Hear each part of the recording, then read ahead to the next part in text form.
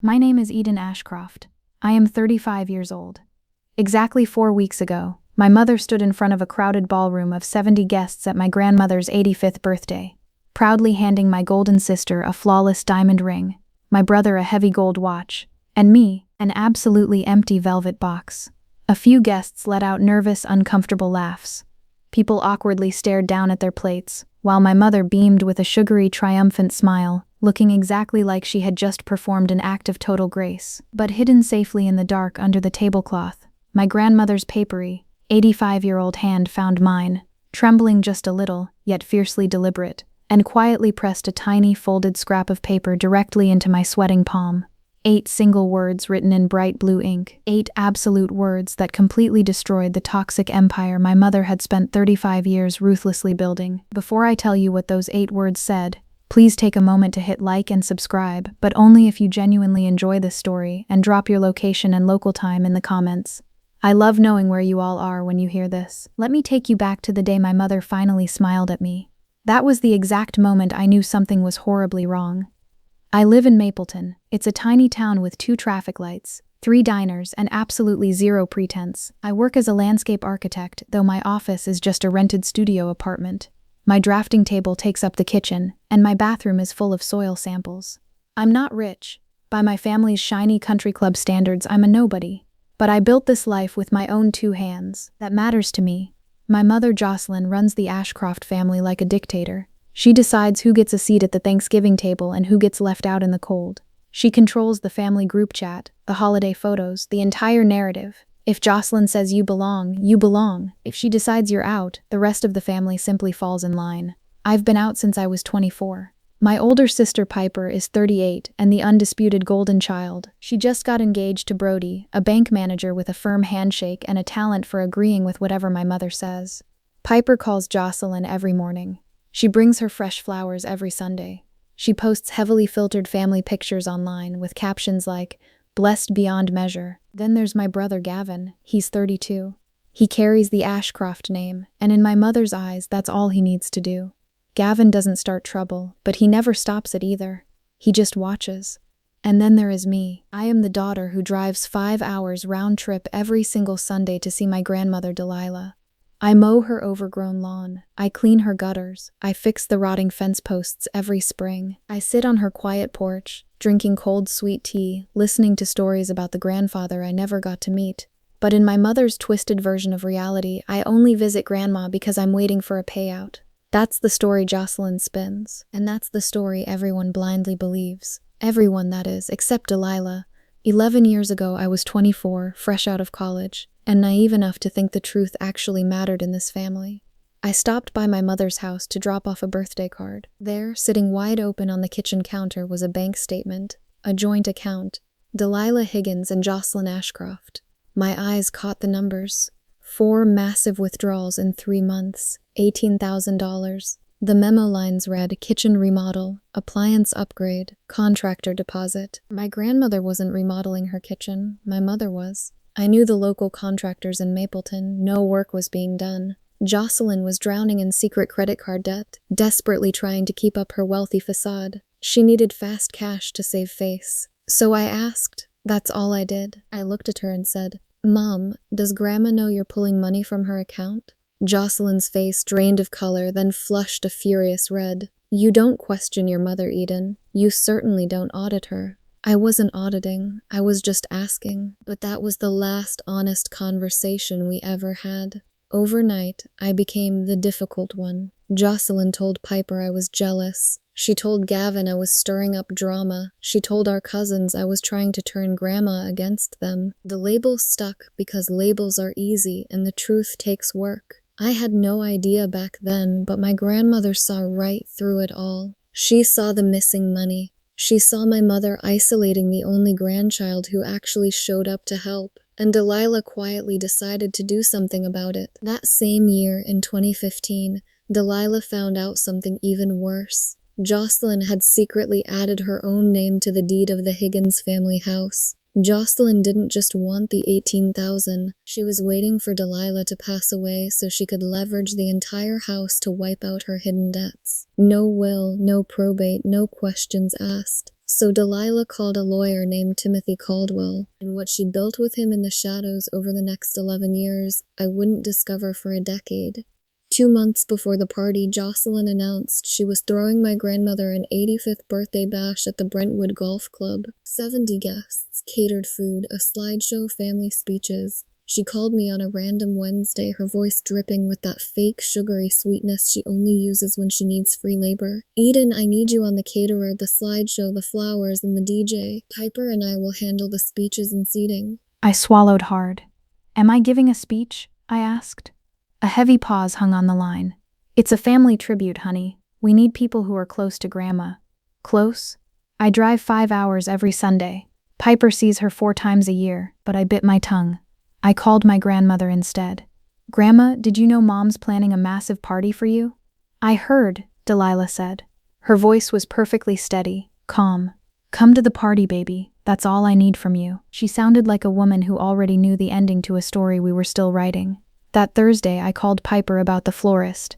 She didn't pick up. The voicemail beeped, but the call stayed connected just long enough for me to hear her talking to Brody in the background. "Mom's doing the jewelry thing at the party," Piper said, laughing.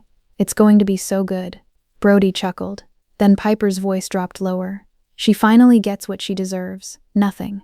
I saved that voicemail. I needed proof I wasn't crazy. 3 weeks before the party, I picked up Delilah for her usual Wednesday appointment. I thought we were going to the doctor. Instead, she pointed toward Market Street. "Fidelity Trust. The bank. I need to take care of something," she said. She walked inside, her cane tapping the floor, steady and determined. I sat in the quiet lobby, flipping through a magazine about lake houses I'd never afford, completely unaware that the countdown to my mother's ultimate trap had just begun. She disappeared into a private office with a bank manager for 20 long minutes. When she finally emerged, she walked straight up to me and pressed something small and freezing cold into my palm. A key. It was brass, flat and heavy, the exact kind that opens a safety deposit box. "Keep this hidden in your purse, just in case," she whispered. "In case of what?" I asked, my heart skipping a beat. She looked at me. Her gaze was direct and razor-sharp, the exact way she looks when she's 3 moves ahead in a game of checkers. "In case you ever need to open what is rightfully yours." Then, her grip on my wrist turned fierce, almost bruising my skin. "And Eden, listen to me very carefully. Do not ask a single question about this. Not one. If your mother even catches a whisper of this key, she will burn everything to the ground. You stay silent until I say otherwise." "What is she hiding?" I didn't push. My grandmother speaks on her own timeline, and you learn to respect that rhythm. On the drive back to Mapleton, she acted completely normal. She pointed out a neighbor's ugly new mailbox. She asked about my upcoming landscape projects. She even hummed cheerfully to a Peggy Lee song on the radio. But right at a red light, she went dead quiet. "You remind me of your grandfather," she murmured softly. "He never cared about the shiny things either." I squeezed her frail hand, thinking she was just feeling sentimental. She wasn't. Months later, she would tell me the truth. "I couldn't give you this key earlier. If your mother found it, she would have tried to unravel my entire plan. I needed to wait until the exact right moment." That moment was exactly 3 weeks away. I spent the next 7 days doing math. Not financial math, emotional math. I pictured the party. If I sit at that fancy venue and my mother hands me nothing in front of 70 guests, what do I actually lose? It wasn't about the money. I don't even wear rings and my ears aren't pierced. It was about the narrative. The twisted story Jocelyn had been writing for 11 years was about to get its grand finale. The entire town, our extended relatives, Brody's snooty parents, the church ladies, the nosy neighbors, would all be watching. The message would be loud and clear. Eden is the difficult troublemaker. Eden deserves nothing. Eden is worth an empty box. And if I just sit there and force a fake smile, I am co-signing her cruelty. I am telling 70 people that my mother's toxic version of me is the absolute truth. But there was a darker trap too. Recently, Jocelyn had been slowly building a wall between me and Delilah. "Mom needs to rest. Don't come this Sunday. Maybe space out your visits." Each tiny request sounded reasonable on its own. Together, they formed a cage. If I let this massive public humiliation slide, Jocelyn would have the social proof she needed to cut me off for good. She could easily say, "Look at the difficult daughter who got nothing and still hangs around. She's clearly just waiting for a handout. Keep her away." I am trapped, losing my dignity, losing my beloved grandmother, or losing the only family member who ever made me feel like I mattered. 70 people were about to watch my mother humiliate me on a grand stage. I almost didn't go. Almost. But Delilah had asked me to be there, and I never break a promise to her. 5 agonizing days before the event, Jocelyn summoned us to her house for a logistics meeting. The massive dining table was covered in glossy seating charts and fancy sample menus. Piper sat with her legs crossed, lazily scrolling through elegant fonts for the printed programs. Gavin leaned casually against the granite counter, popping grapes into his mouth. Jocelyn handed each of us a neatly printed timeline. After dinner, I'll give a short speech. Then we will do the jewelry presentation. Presentation? I echoed. I'm dividing some of Grandma's heirloom pieces, she said, her lips curving into a smug smile. The diamond engagement ring goes to Piper since she's building a beautiful family and it represents commitment. The gold pocket watch goes to Gavin. He carries the Ashcroft name. And me? I asked, my throat tight. Her smile widened into something venomous. Something special. Piper covered her mouth. It wasn't to hide her shock. She was hiding a wicked grin. I glanced desperately at Gavin. He was staring at his grapes like they held the secrets of the universe. He wasn't going to defend me. He never did. When Jocelyn stepped out of the room to take a phone call, I started packing up my bag. Piper leaned over the table. You should be grateful Mom is including you at all, Eden. Most people in your position wouldn't even get a pity invitation. I froze. My position? You know what I mean, she scoffed. Yeah, Piper, I do. It was the first time anyone in this house had said the quiet part out loud. Not the difficult one, not the troublemaker. My position, like a rank, like a strict caste system. There was a rigid hierarchy in this family, and I was pinned at the very bottom. Everyone in that cold kitchen knew it.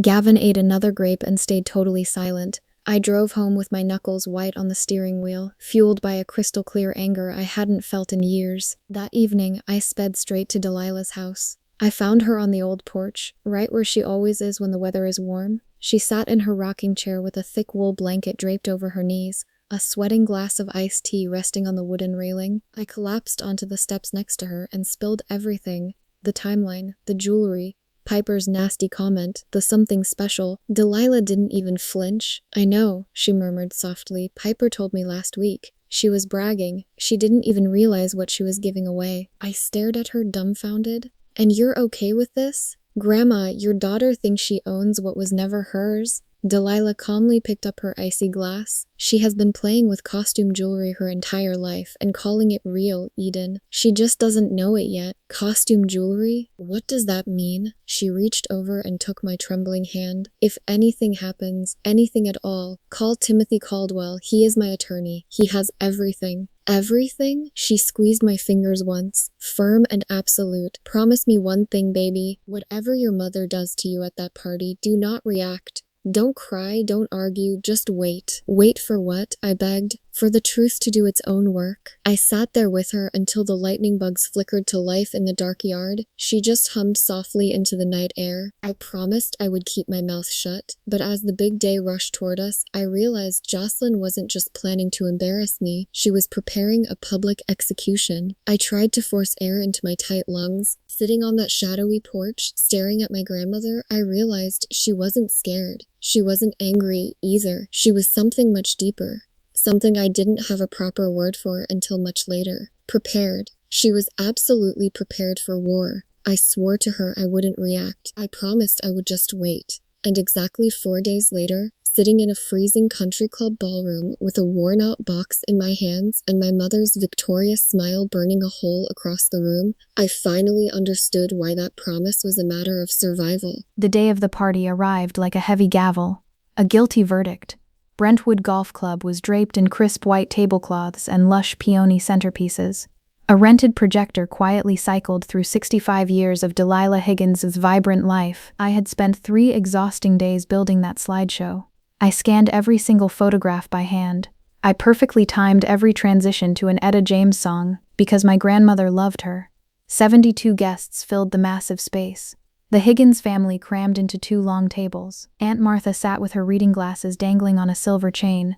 Uncle Paul wore his one good navy blazer. A parade of distant cousins gossiped loudly over expensive appetizers. Brody's wealthy parents sat near the front, looking overly polished and proud. Church friends clustered around the dessert table, while nosy neighbors claimed the best seats by the tall windows. Jocelyn arrived last, naturally. She wore a sleek black dress and pristine pearl earrings. It was the kind of dramatic entrance that practically demanded a standing ovation. She floated through the crowded room, eagerly soaking up warm compliments for a beautiful party she barely lifted a finger to plan. "Oh, you organized everything so beautifully, Jocelyn," a church lady gushed. My mother delicately touched her collarbone, feigning humble grace. "Family is simply everything to me. You didn't even pick out the napkins," I thought, standing frozen in a dark corner as I nervously adjusted a floral arrangement. Nobody thanked me. Nobody even looked my way. Up at the front, resting on a small table near the wooden podium, sat 3 velvet boxes. 2 were wrapped in gleaming ivory ribbon, brand new, smooth, undeniably elegant. The 3rd box was older. It had no shiny ribbon.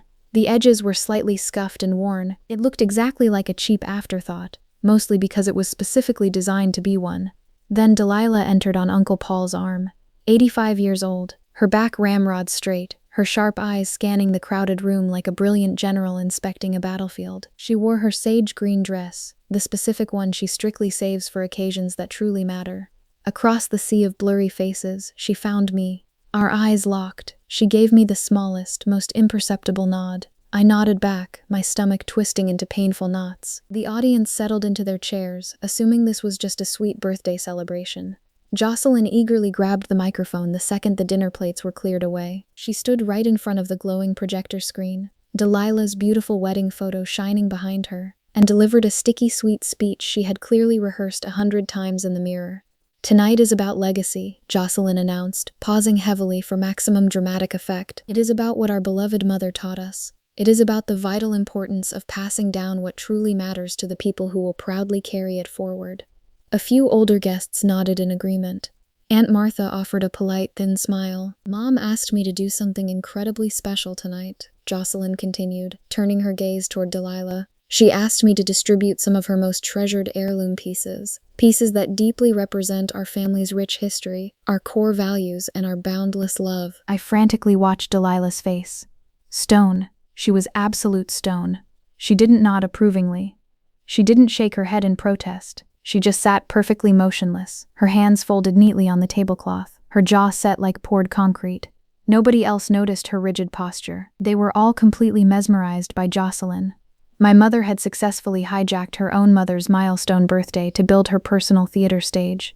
"Legacy isn't just about beautiful memories," Jocelyn projected, her tone turning noticeably sharper. "It is about who deserves to carry it forward." She let that heavy, loaded word hang in the chilled air like toxic smoke. The clueless audience erupted into warm applause. Piper dabbed her dry eyes with a linen napkin, playing the overwhelmed daughter. Gavin actually sat up straight for the first time all evening, eagerly waiting for his prize. "This is it. The blade is dropping."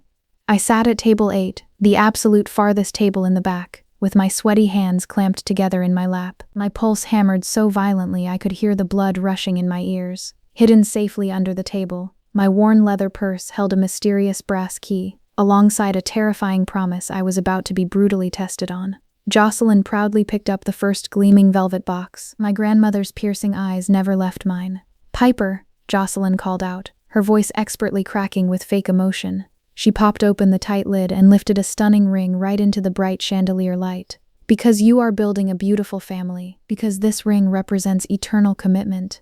Because Grandma would want you to have it." Piper dramatically stood up. Fresh tears streamed down her flushed cheeks. Camera phones instantly shot up into the air to capture the perfect moment. A massive wave of loud applause rolled through the emotional room. Delilah remained completely frozen.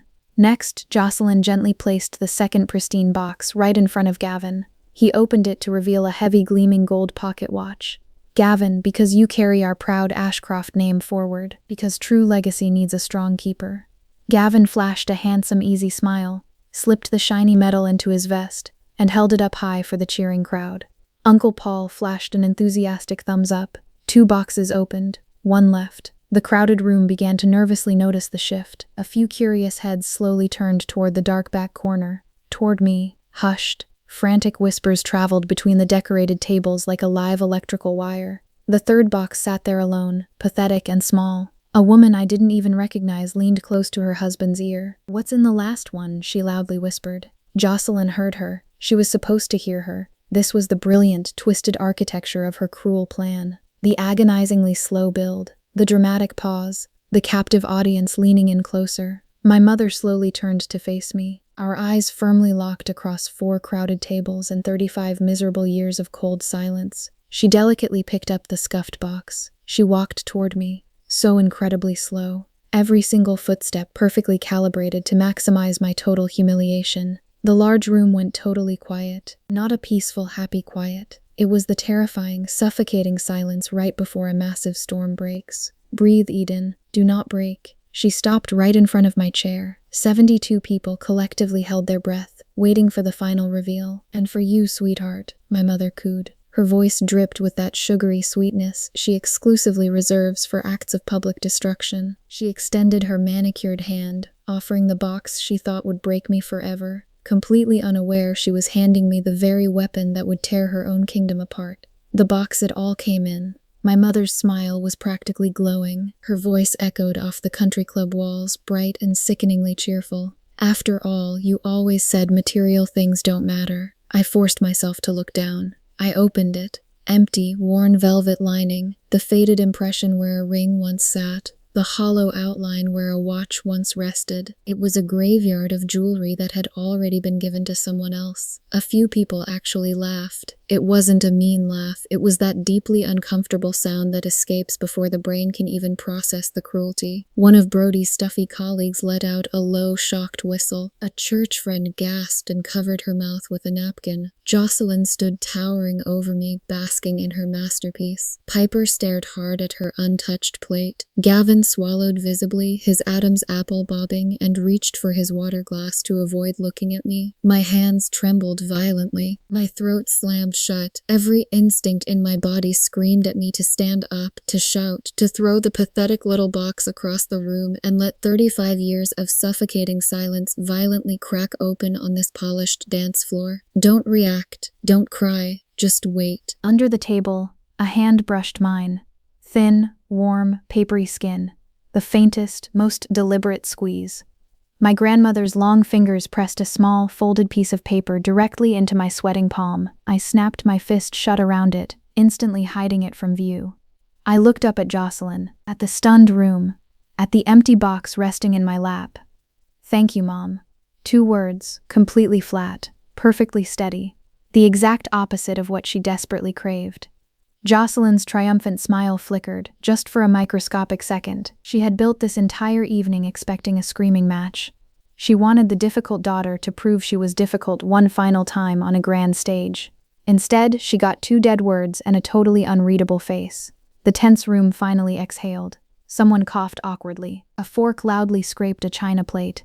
The confused DJ frantically started the next song far too early.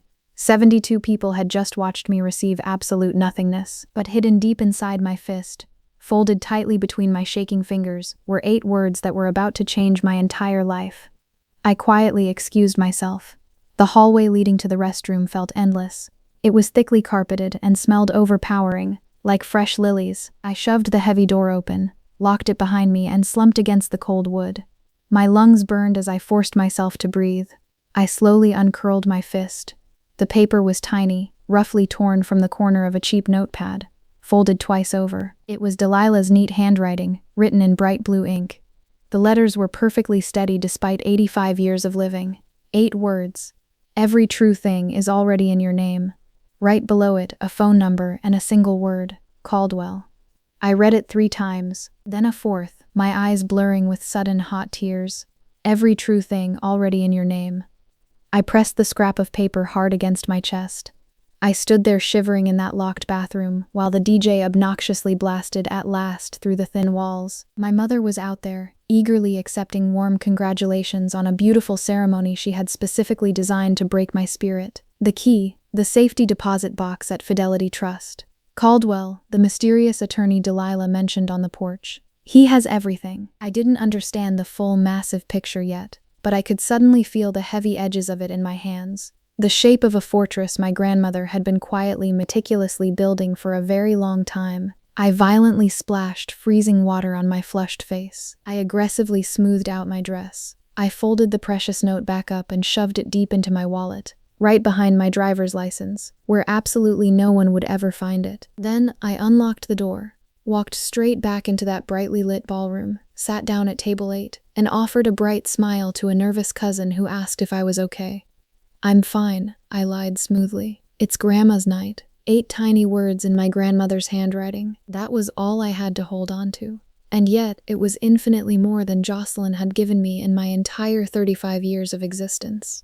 Across the massive room, Delilah watched me slide back into my chair. She didn't smile, she didn't wink, she just looked at me. It was the exact way you look at someone when you've already made absolutely sure they will survive the storm. The rest of the agonizing party felt like swimming through wet cement. I was physically present, but my mind was floating. I politely asked my cousin Daphne about her annoying new puppy. I loudly complimented Uncle Paul's outdated blazer. I even forced down a dry slice of the expensive lemon cake I had personally ordered from the bakery on 6th Avenue. And I waited. Jocelyn watched me obsessively from across the room. I could feel her furious gaze burning into the back of my neck. She was still aggressively waiting for the collapse. She wanted the messy tears in the dark parking lot, the angry, screaming phone call on the long drive home. She had built this entire evening around triggering a reaction, and the reaction simply wasn't coming. She finally cornered me near the dessert table. "You're handling this remarkably well, Eden. There's nothing to handle, Mom." Her perfectly made-up eyes narrowed into slits.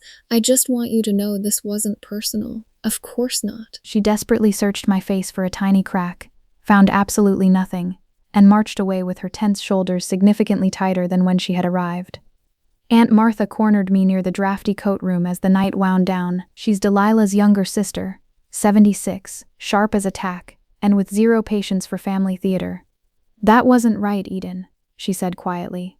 It was the hushed tone people use when they are deeply ashamed of their own blood. "That wasn't right, and every single person in that room knows it." "It's fine, Aunt Martha. It's not fine, but I know you already know that." She squeezed my arm hard and left. At the very end of the excruciating night, I found Delilah sitting alone at her empty table. Her thin fingers were gently tracing the rim of her half-empty water glass. Everyone else had rushed off to collect their expensive coats. Our eyes met through the dimming lights. She gave me that tiny nod again, small, absolutely certain. "You did good." I held her intense gaze and thought, "Whatever you've done, Grandma, I trust you completely." The long drive home was pitch black. Route 7 at midnight is nothing but blinding headlights, dead silence, and the occasional terrifying deer frozen on the shoulder. Delilah sat rigidly in the passenger seat with her hands tightly folded in her lap. She didn't speak a word for the first agonizing 30 minutes. Neither did I. It was the kind of heavy quiet that didn't need to be filled with nervous chatter. Then, without even turning her silver head toward me, she shattered the silence. "The box was empty, baby. It never was." My grip violently tightened on the leather steering wheel. "What did you do, Grandma?" "I did exactly what I should have done years ago. The very day your mother first made you cry at that dinner table. I made absolute sure you would never ever need her again." I felt my exhausted eyes sting. I blinked hard. The dark road completely blurred and then slowly snapped back into focus. "Caldwell, Tuesday morning," Delilah ordered softly. "He will explain everything. And Eden, do not tell your mother. Not yet." "Why not?" "Because the absolute truth doesn't need a grand announcement. It just needs a little time." I helped her inside her dark house, hung up her heavy coat, and carefully settled her into the worn armchair by the living room window, the exact one my grandfather built 45 years ago. I tucked her favorite wool blanket securely around her fragile knees and placed her warm tea right where she could reach it.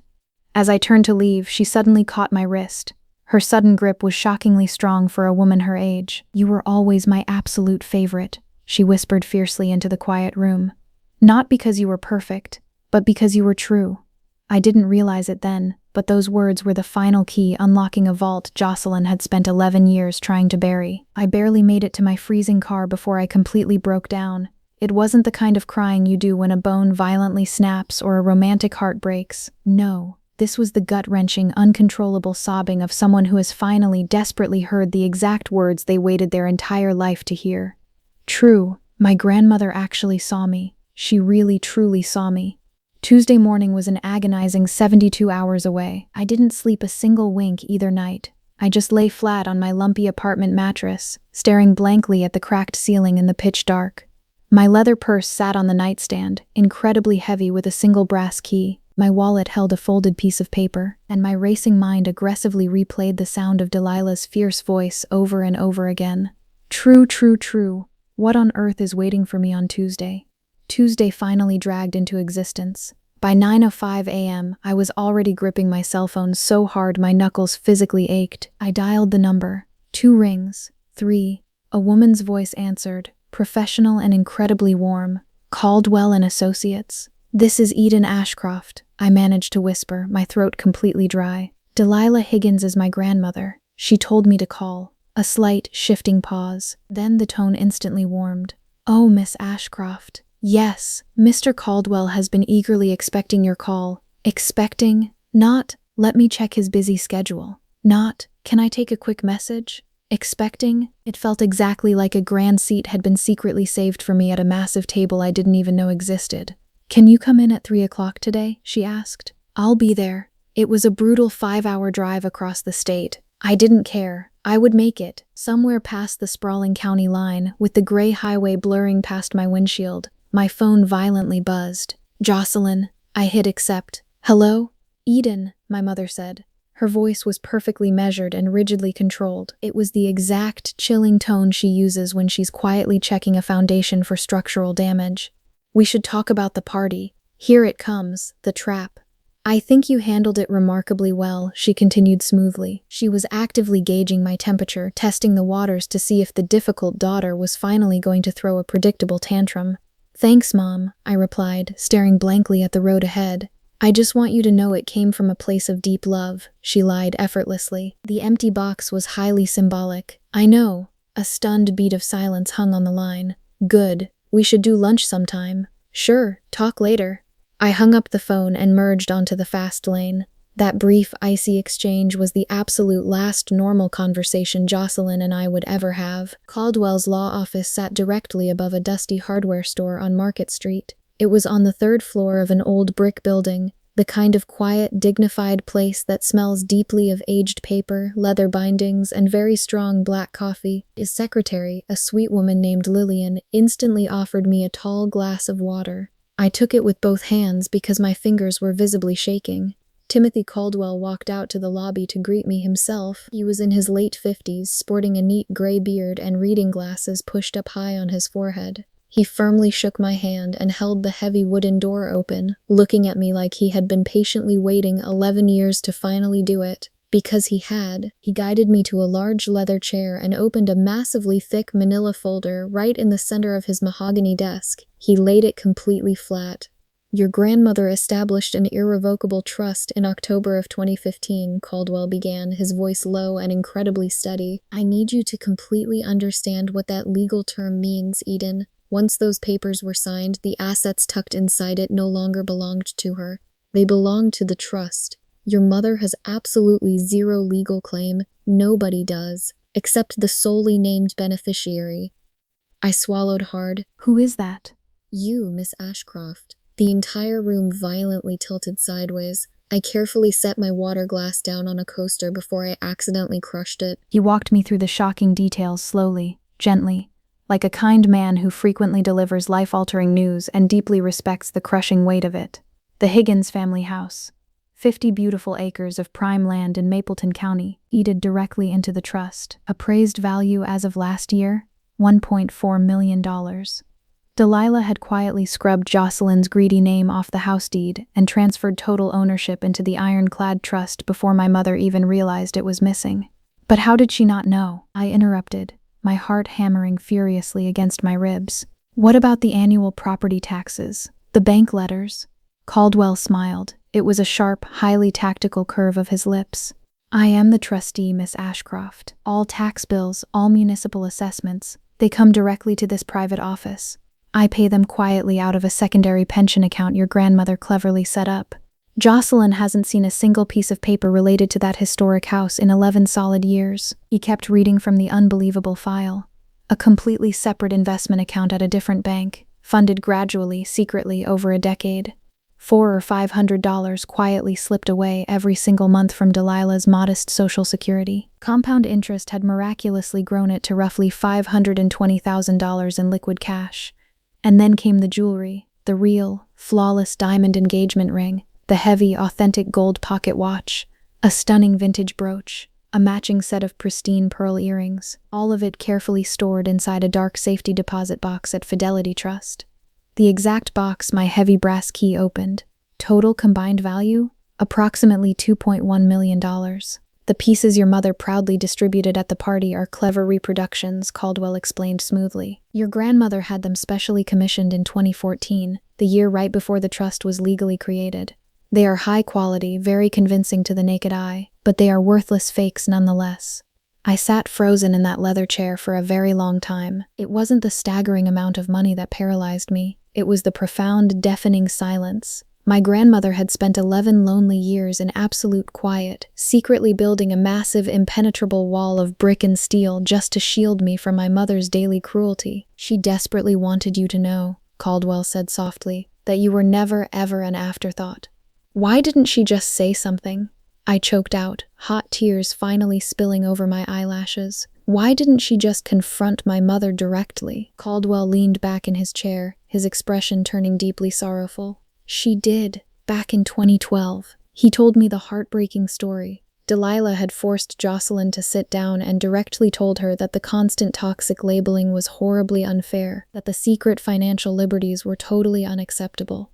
Jocelyn's chilling response? "You're getting old, Mom. You just don't understand family dynamics anymore." Immediately after that tense conversation, Jocelyn began strictly policing my Sunday visits. "Grandma needs her rest. Don't come down this week." Delilah instantly understood a terrifying truth that most people never grasp. You simply cannot reason with someone who obsessively controls the narrative. If Delilah pushed harder, Jocelyn would viciously retaliate. She would play the ultimate victim. She would isolate Delilah completely, cutting off our visits forever. A loud, direct confrontation would instantly cost Delilah the only hidden weapon she had left: time. So my grandmother chose a brilliant, silent path. She secretly hired Caldwell. She built the ironclad trust. She even had her own mental capacity medically evaluated by an independent physician just to leave a flawless, uncontestable paper trail. She moved her assets like a ghost. She quietly bought the convincing fakes. And then she waited. She knew she couldn't magically change her toxic daughter, but as Caldwell handed me a shiny folder that held my entire future, he casually revealed a ticking time bomb that meant the truth was about to violently explode all on its own. "She told me once," Caldwell murmured, his voice thick with deep respect, "I cannot magically change my daughter, but I can make absolutely certain my granddaughter never needs her." I buried my face in my trembling hands.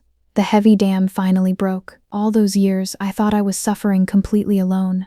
I wiped my eyes and asked the painful question that had been burning a hole in my chest since I unfolded that tiny note. Why didn't she tell me sooner? I spent 11 years thinking nobody cared.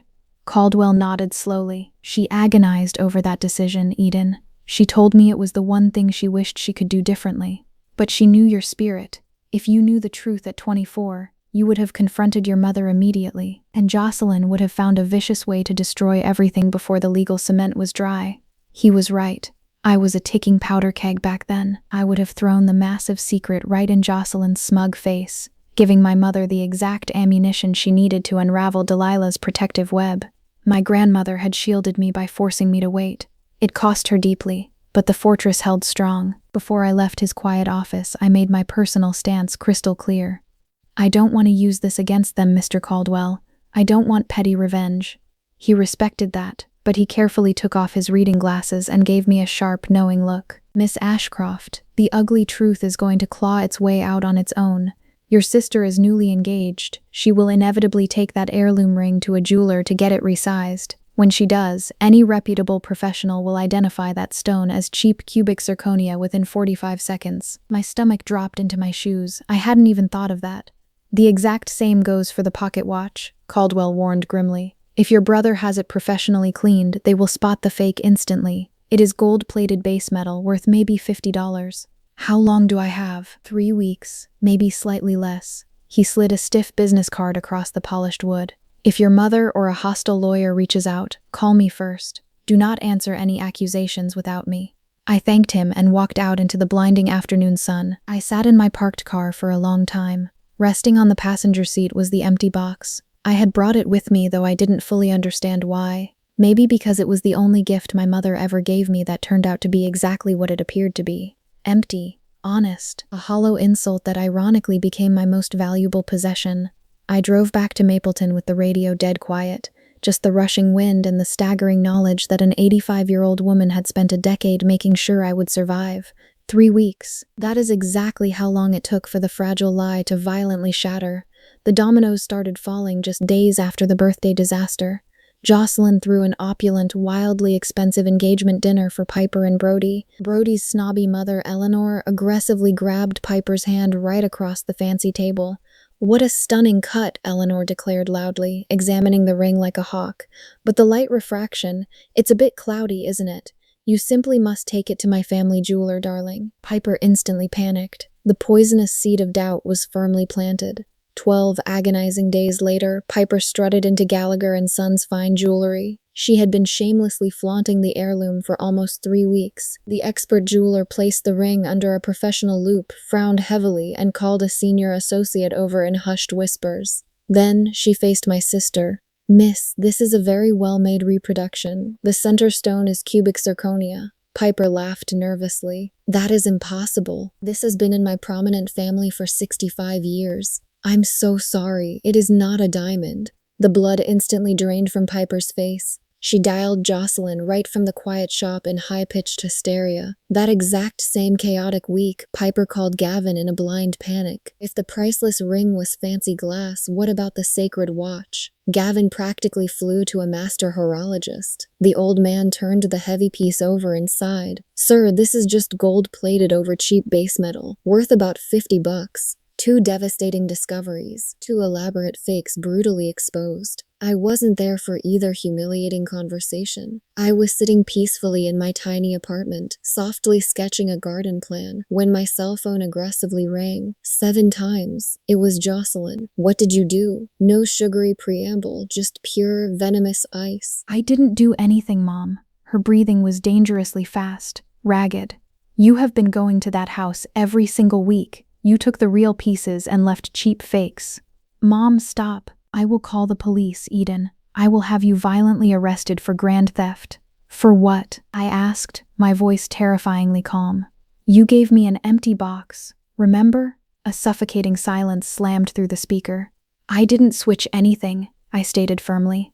"I didn't even know they were reproductions until you proudly gave them away." "That is a vicious lie. Call Grandma," I challenged softly. "Ask her yourself." The line went dead. I slowly set my phone down, deeply, bone-achingly tired. It is a very specific exhaustion you feel when a toxic person violently accuses you of the exact horrible thing they have been doing in the shadows. 3 minutes later, my screen illuminated. A frantic text from Piper. "Is this true? Did you know?" I stared at those glowing words, holding the power to utterly destroy my sister's fragile world. Completely unaware that my mother was currently speeding toward Delilah's house to ignite a war she could never win. "Did you know?"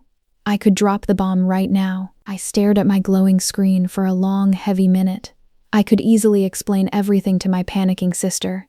I could fiercely defend my bruised character. I could just hit send on that nasty voicemail I saved. The exact recording where Piper cheerfully laughed about me getting absolute 0. She finally gets what she deserves. My thumb hovered over the digital button. Then I slowly put the phone down, completely face down on the table. No, I am not playing their twisted game anymore. Gavin, spineless and incredibly consistent to the bitter end, chose absolute silence. He didn't text me, he didn't call, he just vanished into the background exactly like he always did when the fire got too hot. That crisp evening, I sat quietly on my cracked apartment steps with a steaming cup of chamomile tea, watching the orange sun dip behind the dusty parking lot of the Family Dollar. Somewhere across our small town, my frantic mother was finally realizing her masterpiece had a massive, gaping hole in it. The grand story she had meticulously spun for 11 years, the fairy tale where she was the devoted, selfless daughter and I was the greedy, bitter opportunist, was rapidly bleeding out. The ugly truth was finally walking in the daylight, and I hadn't spoken a single vindictive word to help it along. Suddenly, my phone vibrated violently against my leg, a frantic text from my quiet cousin Daphne, then another, and a third. Daphne was a notorious wallflower, but she saw absolutely everything. "Jocelyn is completely losing her mind," the first message read. "She just shattered a heavy glass vase against the hallway wall. She is screaming your name." A blurry photo quickly came through, Jocelyn's expensive silver SUV recklessly peeling out of her pristine driveway, practically jumping the concrete curb. "She's heading to Grandma's house right now. Brace yourself, Eden." Jocelyn sped straight to Delilah's house like a heat-seeking missile. I know the exact, brutal details because Aunt Martha was already there. She and Uncle Paul had dropped by to bring Delilah a warm chicken casserole and check on her blooming garden. Jocelyn didn't even bother to knock. She forcefully shoved through the heavy wooden front door like she owned the very floorboards she stomped on, which, I suppose, she truly believed she did. "Mother, did you give Eden the real jewelry?" Jocelyn shrieked, her frantic voice echoing off the peeling floral wallpaper. Delilah was sitting peacefully in her wooden rocking chair on the screened-in porch. She didn't stand up. She didn't raise her calm voice. She didn't even blink her sharp eyes. "I gave away what was rightfully mine to give. You maliciously distributed what you falsely assumed was yours." Jocelyn spat back, her chest violently heaving. "Those were our sacred family pieces." "They were my pieces, Jocelyn," Delilah corrected, her tone dropping to a dangerously low register.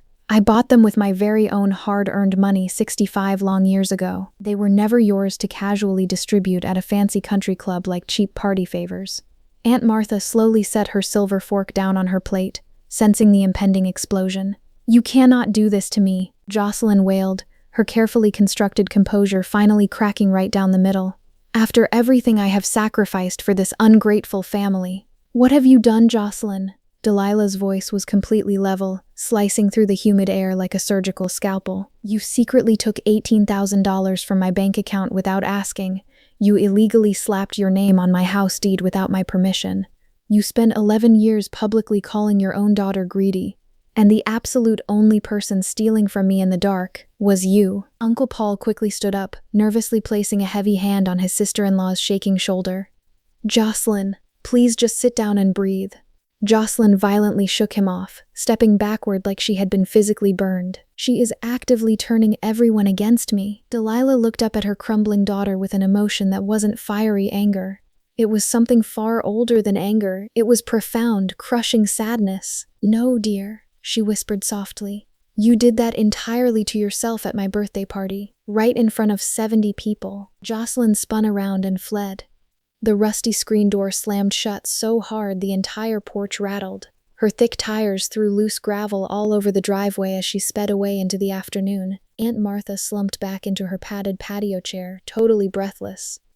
"Good Lord, Delilah." My grandmother calmly picked up her sweating glass of iced tea and took a slow, refreshing sip. "She will calm down eventually. She always does."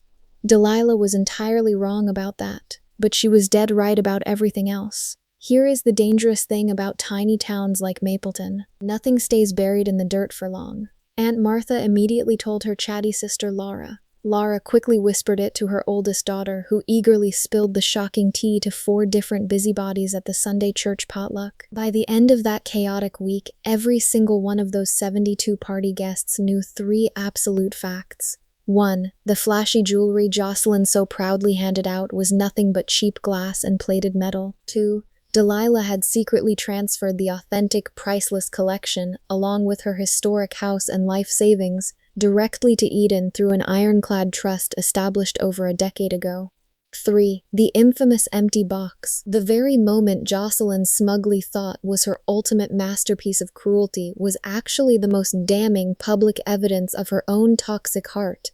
"I didn't make a single vindictive phone call. I didn't post a single cryptic quote online. I never forwarded that terrible voicemail." The explosive truth moved rapidly through Mapleton the way all juicy truths move in small towns, through warm casserole deliveries, hushed church parking lots, and breathless phone calls that immediately start with, "You are not going to believe this." The legend of the empty box completely swallowed my mother's identity. Every single time someone casually mentioned Jocelyn Ashcroft, the very first thing out of anyone's gossiping mouth was, Oh, you mean the horrible woman who handed her own daughter a literal empty box at her mother's birthday? Jocelyn desperately tried to rewrite history, just like she always did. Mom is getting so confused lately. She is 85, bless her heart. She doesn't fully understand what she is legally signing, but nobody bought her pathetic spin. Everyone at that lavish party had personally witnessed Delilah, sharp-eyed, straight-backed, flawlessly answering trivia about the Great Depression, and effortlessly quoting Roosevelt. She was brilliant. The brutal consequences rained down fast. Two of Jocelyn's wealthiest friends from the snooty country club abruptly stopped returning her daily calls. The polite churchwomen still smiled at her on Sunday mornings, but they magically stopped saving her a seat in the good pews. And Brody's snobbish mother, I later heard through the grapevine, asked Piper some incredibly pointed, uncomfortable questions about the unstable family she was supposedly marrying into. Jocelyn's golden narrative, the flawless illusion she had spent decades ruthlessly constructing, crumbled into fine dust, and for the very first time in her pampered life, she had to sit alone in the ugly wreckage of her own selfish actions. Nobody aggressively pushed her off the pedestal. The truth simply did its own heavy lifting, exactly like Delilah promised it would. Let me pause right here, because I really need to know your thoughts. Option 1. You think Grandma Delilah should have warned me about the massive trust way sooner. Option 2. You think her calculated timing was absolutely, flawlessly perfect. I've gone back and forth on this heavy debate myself, and I still don't have a perfectly clean answer. Drop your honest pick in the comments below, and if you are still glued to your screen at this point in the crazy story, that tells me this journey deeply matters to you. So go ahead and hit that subscribe button right now so you don't miss how this emotional roller coaster ends, because there is still so much more to unpack. The dust had barely settled on Jocelyn's ruined reputation when Delilah summoned me back to her porch, offering me a completely different kind of inheritance, one that would require me to rip up the very roots of my current life. The following quiet Sunday, I packed up my dirty gardening tools and drove the familiar route straight to Delilah's fading house. She was exactly where she always was, perched high up on the worn porch. Same wooden rocking chair, same heavy wool blanket securely tucked over her delicate knees, same sweating glass of iced tea dripping condensation onto the thick wooden railing, battling the humid afternoon heat. But as I pulled into the dusty driveway, something monumental felt different in the sticky air. She looked noticeably lighter. It was the distinct posture of an exhausted woman who had been violently dragging a heavy concrete suitcase behind her for 11 grueling years and had finally blissfully set it down on the dirt. I aggressively grabbed my rusty trowel from the trunk and plunked myself right down on the splintering bottom step, furiously hacking away at the overgrown weeds choking the wooden railing. I needed my hands to frantically work. I needed a physical outlet for the spinning thoughts in my head. "How are you doing today, baby?" Delilah asked, her soft voice floating over the loud scraping of my trowel against stone. "I'm still processing it all," I admitted, violently ripping a stubborn dandelion straight from its deep roots. She gently patted the empty wooden chair sitting right next to her. I sighed, dusted the thick soil off my jeans, and walked slowly up the creaky stairs. I sat. "I really don't want to use this massive fortune against them, Grandma," I confessed, my voice barely above a painful whisper. "I don't want this to be a nasty weapon." She nodded slowly, her sharp eyes scanning my worried face. "Then absolutely do not use it for yourself in that way." "What does that mean?" I frowned. It means you finally come home, Eden. She slowly lifted a frail, spotted hand and gestured broadly at the sprawling property directly behind us. The desperately peeling porch rails, the sadly sagging aluminum gutters, the massive, beautiful garden beds completely choked to death by invasive clover. This land is completely yours now, legally. It always has been for 11 years. I swallowed hard, staring out over the vast green lawn. I stayed in this tiny town because I genuinely love it here, Grandma. But this massive estate needs someone far younger, someone who actually knows what to physically do with 50 sprawling acres and a really good piece of fertile land. Wait, something instantly clicked in my brain like a heavy deadbolt unlocking. My struggling business, my passionate landscape architecture, had been steadily growing, but it was suffocatingly limited by my cramped, tiny apartment studio. Wealthy clients constantly wanted to see beautiful designs in person. They desperately wanted to leisurely walk through blooming gardens, physically touch the expensive stone samples, and see the intricate plantings at full glorious scale. 50 acres of raw, untouched potential. You want me to permanently move here? I breathed, my heart starting to race with a terrifying new hope. I want you to physically build something beautiful right here, she said firmly. Something that is fiercely yours. Not your mother's empty legacy. Not the toxic family's shallow shadow. Yours. I didn't frantically scream yes right away. I quietly drove back to my cramped apartment and sat alone with the massive weight of that offer for 4 agonizing days. Then I picked up my cell phone, boldly called my grumpy landlord, and officially gave my 2 weeks' notice. Exactly 4 weeks later, I was back on Delilah's creaky porch, armed with a fresh paintbrush and a massive 5-gallon bucket of Benjamin Moore exterior paint in a soothing color perfectly named Tranquility. I meticulously repainted the splintered railings. I aggressively hammered the rotting fence posts back together. I lovingly planted dozens of vibrant peonies straight along the long front walk, the bright, showy pink ones Delilah absolutely adores. She sat peacefully in her favorite chair, quietly watching me sweat and work, and smiled. It was the exact kind of brilliant, hard-won smile you patiently wait 85 years to finally earn. Meanwhile, across town, Jocelyn frantically hired an aggressive lawyer. Of course she did. His name was Wyatt something or other. A slick, fast-talking litigator from the next county over who arrogantly charged $350 an hour and drove a flashy sports car that was clearly 2 missed payments away from quick repossession. Jocelyn tearfully told him her fragile, elderly mother had been maliciously manipulated by a scheming, greedy granddaughter. She aggressively demanded he officially contest the ironclad trust. Wyatt smugly reviewed the massive legal file. He confidently requested all the medical documentation. 3 embarrassing weeks later, he awkwardly called Jocelyn back. Mrs. Ashcroft, this massive trust was legally established 11 solid years ago with absolute full legal capacity documentation, Wyatt explained, his arrogant tone instantly deflating into quiet defeat. Your mother's brilliant attorney had her thoroughly evaluated by a highly respected independent physician at the exact time of signing. The trust is completely irrevocable. There is absolutely zero loophole to aggressively contest. But she was violently coerced. Jocelyn shrieked into the phone. By whom? Your daughter was only 24 at the exact time. She had zero legal knowledge of the massive trust. There is absolutely no shred of evidence of any undue influence, no sloppy procedural deficiency anywhere in the paperwork. I am incredibly sorry, Jocelyn. This was done absolutely flawlessly. Jocelyn furiously fired him on the spot. She desperately tried another expensive lawyer. She got the exact same humiliating answer. Then Caldwell, acting strictly on Delilah's direct instructions, swiftly mailed Jocelyn a massive cease and desist letter. It was exactly 4 terrifying paragraphs long, and written in the kind of painfully precise, brutal legal language that leaves absolutely zero room for creative interpretation. Any further nasty harassment, any loud public defamation, or any desperate attempts to interfere with the legal trust or its sole beneficiary would be aggressively addressed through appropriate, heavy legal channels.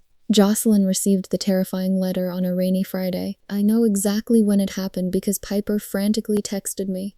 Mom just got a scary letter from Grandma's fancy lawyer. She literally hasn't spoken a single word since. That was the very first time in my entire chaotic life I could ever remember my mother being completely, utterly silent. I didn't triumphantly call her to brag. I didn't send nasty, sarcastic flowers or a carefully worded petty message about bitter karma. I just walked outside into the warm sun and peacefully painted the other side of my beautiful fence. The heavy law had loudly spoken. I didn't need to waste my breath. A quiet month later, my cell phone buzzed. Jocelyn. Her voice was totally different now. Not soft, not deeply apologetic, but incredibly careful. Exactly like someone nervously walking barefoot across very thin, cracking ice. Can we please meet? She asked, her voice trembling slightly. Where? Morgan's Diner. Neutral, public ground. I agreed. I didn't owe her this painful conversation at all, but I consciously chose to have it on my own terms. There is a massive difference. She was already huddled in the vinyl booth when I arrived. No shiny pearls, no sleek black dress, just a faded gray sweater I had never seen before in my life. She looked incredibly, physically smaller, drowning inside it. She was nervously stirring her black coffee but not drinking a single drop. I slid into the booth opposite her, quietly ordered a hot tea, and waited for her to crack. I did what I truly thought was best for the overall family, she started, immediately launching into her tired defense. Mom, stop.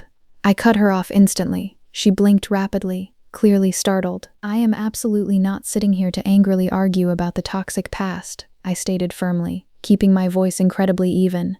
Not freezing cold, not warmly forgiving, just a completely dead, level line. I am absolutely not here to rehash the horrible birthday party or the fake jewelry or the cruel empty box. I have been forced to hear your twisted version of reality my entire 35 years of life.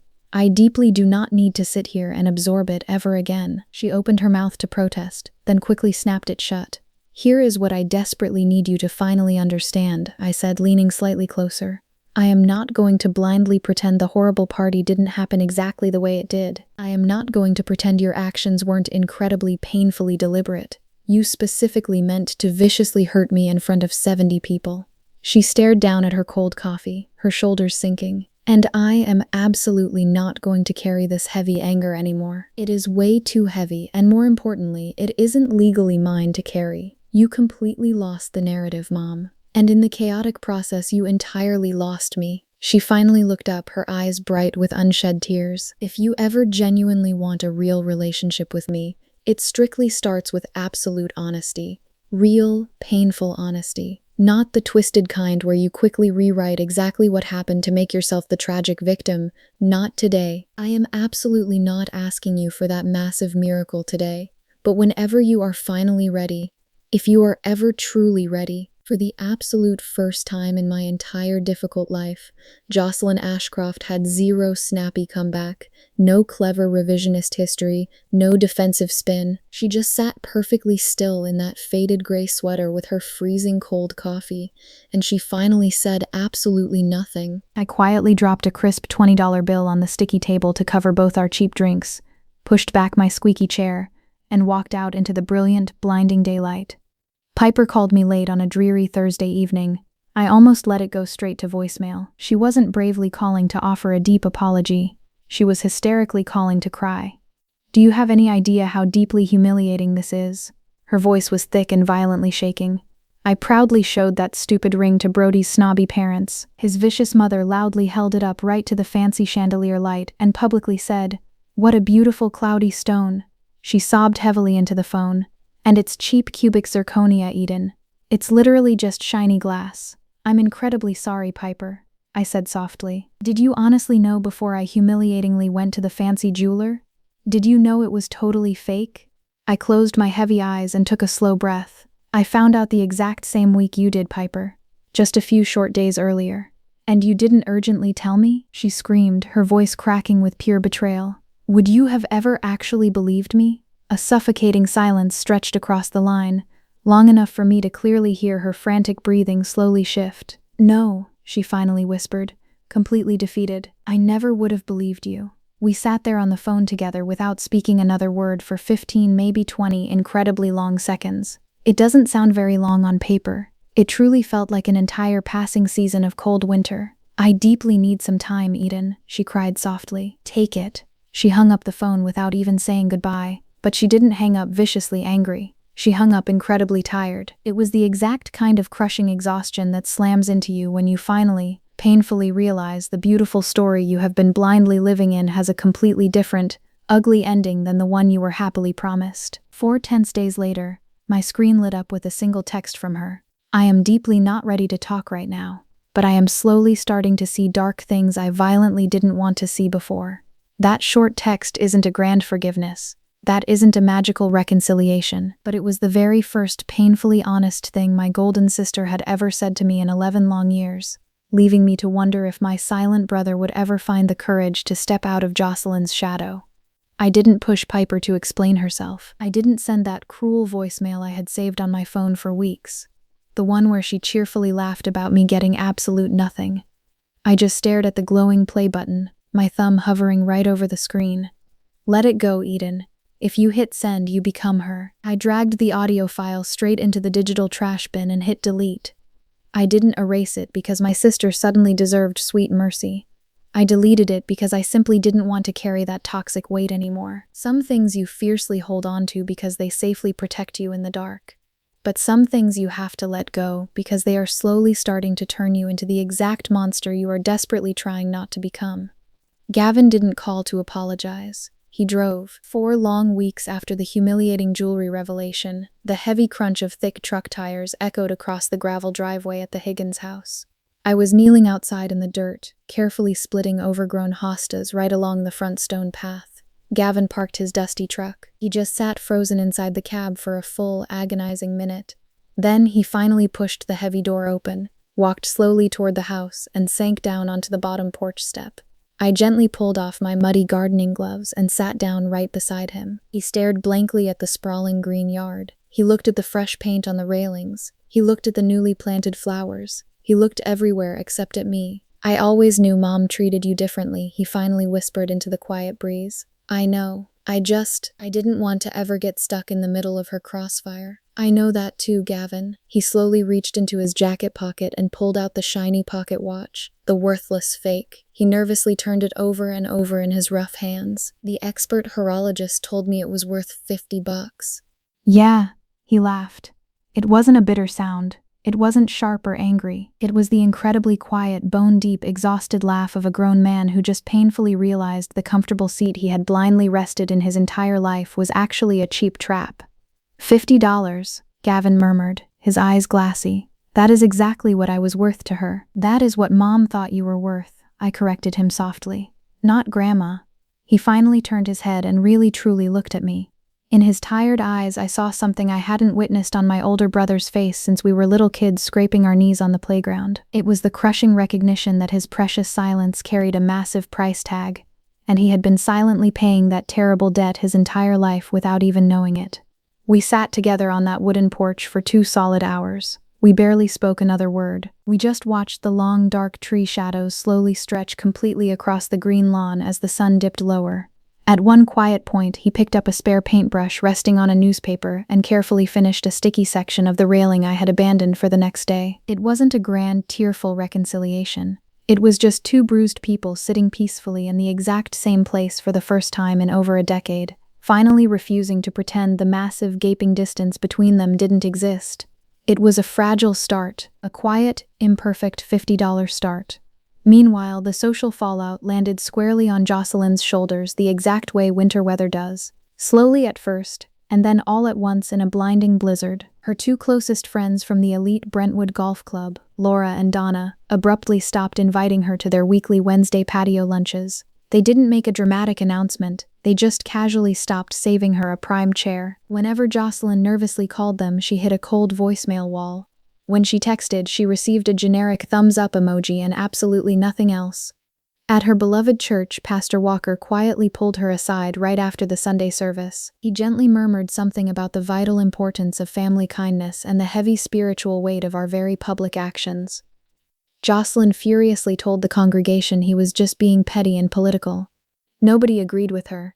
Aunt Martha finally called her directly. Martha has never minced words a single day in her life, and she wasn't about to start.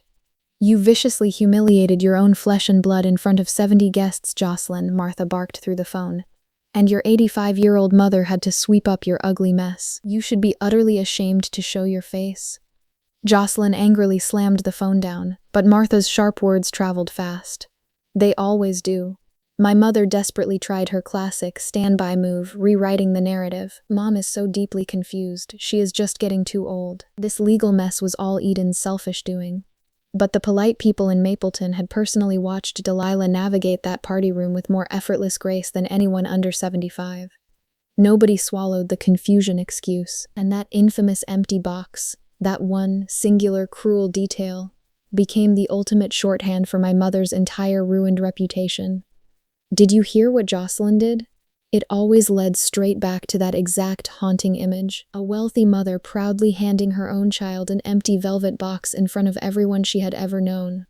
Jocelyn wasn't financially destroyed. That isn't how consequences usually work in real life. She still sleeps in her big house. She still has her physical health. She still has 2 older children who occasionally pick up the phone, even though those tight conversations are much shorter now. But she permanently lost the one singular thing she valued above oxygen, absolute control of the story. And for a narcissist like Jocelyn, that isn't just a tough punishment, it is a complete, suffocating identity crisis. A few weeks later, the chilly afternoons got noticeably shorter. Crisp November was rapidly settling in, and Delilah's cherished porch sessions were getting much briefer. The cold made her bones ache. She napped a lot more. She ate much less. She started moving from her outdoor rocking chair to the warm living room armchair long before noon. One breezy evening, I brought her a steaming cup of chamomile tea and sat closely beside her on the porch. The tall maples lining the long driveway were actively turning deep orange, bright rust, and that specific fragile shade of crimson that only lasts a few short days before the harsh wind rips it away. She slowly reached her thin, trembling hand across the armrest toward mine. I gave it to her, lacing my warm fingers gently through hers. I held on long enough to make absolutely sure you would be okay, she whispered, her voice fragile as dry paper. Grandma, please let me finish. She squeezed my hand, stopping my protest. 11 years, Eden. I waited 11 long years to finally see you sitting on this beautiful porch, looking like you truly belong here. Because you do. You always did. I couldn't force a single word out of my tight throat. It was the kind of deep silence that isn't actually empty at all. It was incredibly full, almost too full to bear. You saved my life. You didn't just make me financially okay, Grandma. I finally choked out, hot tears freely sliding down my cold cheeks. You made me deeply know I was actually worth something, to someone, she smiled. It was breathtaking. You were always worth absolutely everything, baby. I just made sure the legal paperwork officially agreed with me. We both broke down and laughed. It was the beautiful, messy kind of laugh that aggressively leaks through heavy, healing tears. What do I do now? I asked, looking out at the fading sunset. You live, she commanded softly. You plant beautiful things in the dirt, you let them grow tall, and you completely stop waiting for your mother to miraculously see what I have always seen. She looked out at the dark garden, my bright pink peonies catching the very last golden light of the day. Some people are blind, Eden. It doesn't mean what they are missing isn't standing right there. We held hands on that quiet porch until the glowing fireflies finally came out to dance. The hidden crickets started up their nightly chorus. The crisp autumn air smelled deeply of fallen leaves and distant wood smoke drifting from somewhere down the winding road. This beautiful moment right here, this wasn't the dramatic climax of the story. This was the beating heart of it, the exact part that all those thick legal documents, flashy jewelry appraisals, and threatening cease and desist letters were built entirely to protect. Two women sitting on a porch, tightly holding hands, finally being completely true. But as the bitter winter faded and the spring flowers finally broke through the thawing earth, a single, unexpected envelope would arrive in my mailbox, forcing me to decide exactly what kind of legacy I was truly going to leave behind. 8 healing months slipped by. The Higgins estate breathes completely differently today. The old wooden porch proudly wears its tranquility gray paint, bordered by crisp white trim. Those sagging gutters are totally clear. The sprawling garden beds have completely woken up. Pink peonies, blue hydrangeas, purple Russian sage, and a thick border of fragrant lavender buzzing with hungry bees. I actually brought this place back to life, or maybe it brought me back. I transformed the drafty old barn into a sunlit landscape studio. It holds wide drafting tables, glass jars of rich soil samples, and a massive corkboard pinned with smiling client photos. I frequently bring customers straight out to the property just to walk the green grounds, 50 acres of living demonstration gardens, proving exactly what is magically possible when you patiently work with the earth instead of blindly fighting against it. My once struggling business doubled, and then it doubled again. I even hired a part-time assistant, a bright girl named Mia from the local community college who desperately wants to study horticulture. The infamous empty box currently sits right on my stone mantel. It rests proudly above the brick fireplace, directly next to a framed black and white photograph of my grandfather in his sharp army dress uniform and a thick candle that smells like fresh cedar. I didn't lock the velvet box away. I didn't mount it safely behind glass. I just set it there, flipped wide open so I can constantly see the worn, faded impression where that fake diamond ring used to sit.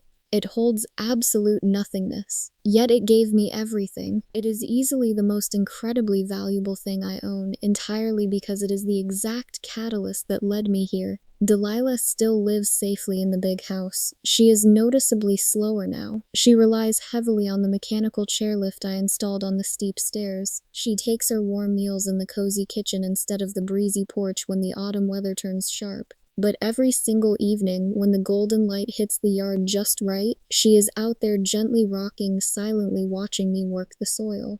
Piper actually calls me now. The phone conversations are extremely short, filled with careful, measured words, but they are genuinely real. She nervously asked me last week about the blooming peonies. She timidly wanted to plant some at her new townhouse. I kindly told her exactly when to cut the heavy stems back. We deliberately didn't mention the fake ring. Gavin casually drops by once a month. He quietly helped me dig and install a heavy plastic drainage pipe last time. We deliberately didn't mention the worthless watch. We are slowly learning how to breathe without our mother's toxic permission. And Jocelyn hasn't called me once. But last Wednesday afternoon, I discovered a plain white envelope sitting in my metal mailbox. No return address, no formal signature, just 4 short words written in her unmistakable handwriting on a blank card. I should have known. I am still deeply deciding what that cryptic message actually means. Did she mean the fake jewelry, the secret trust, or did she finally realize my actual worth? Regardless, I framed the small note. It hangs directly next to my front door, right at eye level, exactly where I see it every single morning when I walk out, and every quiet evening when I come safely home. Right beside it hangs 8 precious words written in blue ink on a torn piece of cheap notepad paper, safely preserved behind thick glass. Every true thing is already in your name. Some rushed mornings, I just read it fast like a deeply ingrained reflex. But some quiet mornings, I stand perfectly still in the hallway and let every single syllable heavily land. Every true thing, not just some random fraction, not a tiny leftover portion. Every single true thing, not the shiny, worthless reproductions, not the toxic public performance, not the cruel stage play, the genuine true thing. Already, past tense, completely finished. It was done long before the humiliating party, way before the velvet box, years before I even knew how to blindly hope for rescue. In your name, mine, not Jocelyn's, not the greedy family's, mine, because a brilliant, fierce woman bravely decided 11 years ago that I was deeply worth protecting. And then she spent every single sunrise after that, quietly making absolute sure the heavy armor held. I honestly used to think inheritance was strictly about cold money, about who finally gets the big house, who inherits the shiny ring, who proudly gets their name listed in the formal will. I don't believe that lie anymore. True inheritance is the profound, earth-shattering knowledge that someone saw you clearly, accurately, without a single condition, and actively chose to stand between you and the monster trying to diminish you, even when it cost them dearly. Even when it meant staying painfully silent for a decade, even when the cruel person doing the diminishing was their very own child. My grandmother gave me 8 tiny words under a table, and those 8 words handed me back the one vital thing my mother spent 35 years actively trying to steal: the unshakable belief that I truly matter. Not because of what I financially own, not because of the legal deed in my name, but because someone who deeply loved me made absolute sure the rest of the world would eventually agree with what she already knew. I gently touch the cold glass of that frame every single morning. Thank you, Grandma, for finally seeing me. And then I walk outside and confidently plant something new in the dirt. If you are the designated person in your family who inevitably gets the empty box, the one who is constantly overlooked, shoved to the back of the line, fully expected to just show up and shut up, I desperately want you to hear something today. Look closer. Sometimes the quietest people in the room are the ones doing the absolute most heavy lifting. Sometimes the fragile person sitting completely silently at the far end of the dinner table is the exact one who has been fiercely building a fortress for you behind closed doors, in a dusty lawyer's office, in a secure bank vault, inside a dark safety deposit box you don't even know exists. And sometimes the most staggeringly valuable thing you will ever inherit isn't a flawless diamond ring or a heavy gold watch. It is the life-saving knowledge that you were incredibly worth protecting all along. I spent 11 miserable years truly believing I was completely alone. I spent 11 years thinking the absolute only person who saw my pain was my grandmother, and that all she could realistically do was gently hold my hand and whisper kind things. I was so wrong. She wasn't just helplessly watching.